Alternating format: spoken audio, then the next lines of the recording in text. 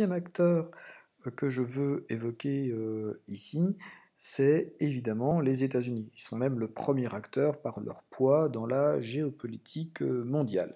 Alors, pour rappel des différents caractères de la puissance américaine, un texte de Pascal Boniface, un géographe français, et voici ce qu'il nous dit des États-Unis, une expression qui peut être à retenir. Les États-Unis sont la première puissance globale, c'est-à-dire qu'ils ont tous les aspects de la puissance. Alors regardons, ils ont les moyens militaires. Ils disposent de la force atomique, des flottes présentes dans le monde entier, ils ont une capacité d'innovation, le texte en parle, qui leur permet d'avoir l'armement le plus perfectionné du monde.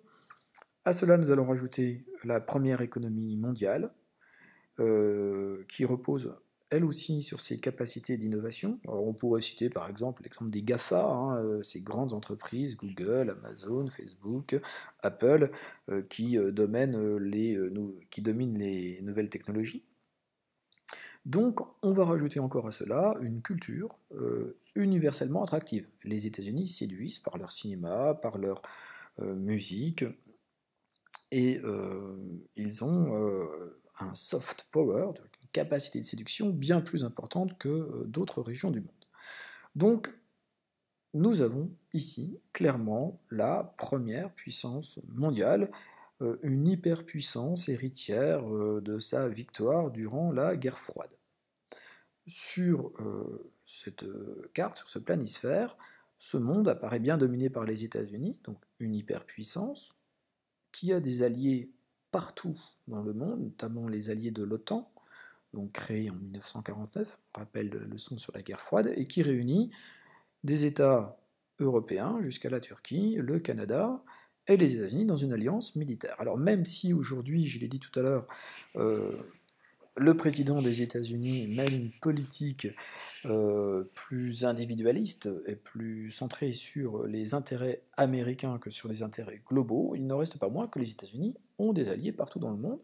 Alors il y a d'autres alliances que les États-Unis ont tissées avec des États, et on voit ces États en bleu clair, Australie, Nouvelle-Zélande, Japon, Corée du Sud, toute l'Amérique, eh bien, sont le soutien volontaire de la puissance américaine. On rajoutera les interventions militaires et, je l'ai déjà cité, la présence des flottes de guerre américaines dans tous les océans du monde.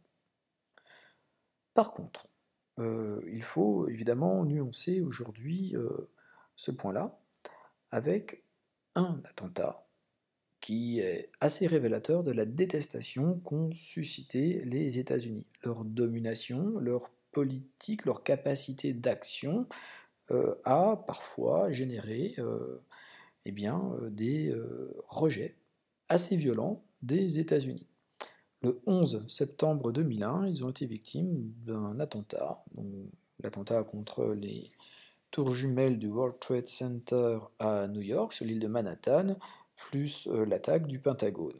En une journée, ça a fait à peu près 3000 morts, donc une des plus graves attaques terroristes de l'histoire, qui est assez révélatrice aussi de l'opposition qui peut se dresser contre la puissance états-unienne. Autre facteur d'opposition, c'est l'ancien rival russe, qui reste toujours quand même un adversaire, qui est prêt à essayer de contrebalancer la puissance américaine, et puis une puissance montante, la Chine, qui essaye de s'opposer à cette puissance américaine. Donc, à noter dans cette partie de la légende, les États-Unis, une hyperpuissance, donc une immense capacité militaire, les interventions, de nombreux alliés, et là on cite l'OTAN, mais aussi une puissance contestée avec les attentats du 11 septembre 2001 et la rivalité de la Chine et de la Russie. Donc on place ceci sur la carte, donc au passage on en profite pour placer l'Union européenne et les États-Unis. Petite remarque, là, il faudrait enlever le Royaume-Uni, puisque désormais il ne fait plus partie de l'Union européenne. J'aurais dû mettre à jour cette partie de la carte.